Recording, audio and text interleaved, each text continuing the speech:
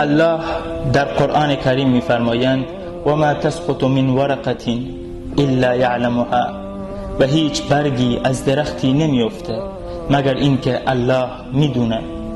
افتادن برگ ها هیچ سودی برای ما نداره، ولی الله متعال داره به ما میگه غم و غصه‌ای که تو قلبته و اشکی که از چشمات میریزه من میدونم. یقین داشته باش الله قطره های اشکات رو میشماره. شاید در زندگی مسیرت پر از سنگ بشه، دلت هم یه وقتایی دلتنگ بشه، ولی کسی که بلایی به طرفت میفرسته همونیه که رحمتش رو هم میفرسته برات. کسی که رزق و روزیت رو میبنده همونیه که رزق و روزی بهت میده. باور کن الله میبینه و میشنوه، ازش بخواه. سلام علیکم.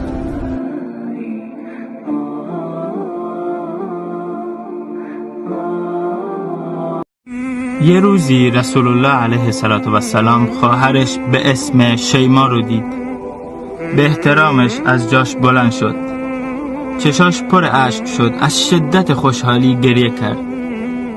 خواهر داستانش با همه فرق میکنه، بوی مادر میده، مثل یک کوه پشتته. گاهی میشه گفت بهشت زیر پای خواهره. رسول الله علیه السلام میفرمایند کسی که 2 خواهر داشته باشه و به بهترین شکل با اونا رفتار کنه به وسیله اونا وارد بهشت میشه. وقتی رسول الله علیه السلام خواهرش رو دید گریه کرد. بترس از این که بدون هیچ دلیلی اونا رو به گریه بندازی. سلام علیکم. بهترین شخص کسیه که راز خودش رو پنهون میکنه و راز بقیه رو فاش نمیکنه. وقتی یه شخصی رازش رو بهت میگه یعنی اعتماد کامل رو بهت داشته. و بدترین شخص کسیه که راز دوران دوستی رو در زمان دشمنی فاش میکنه. این بدترین شخصه. وقتی یه شخصی رازش رو بهت میگه یعنی امانتی بهت داده، پس امانتدار خوبی باش.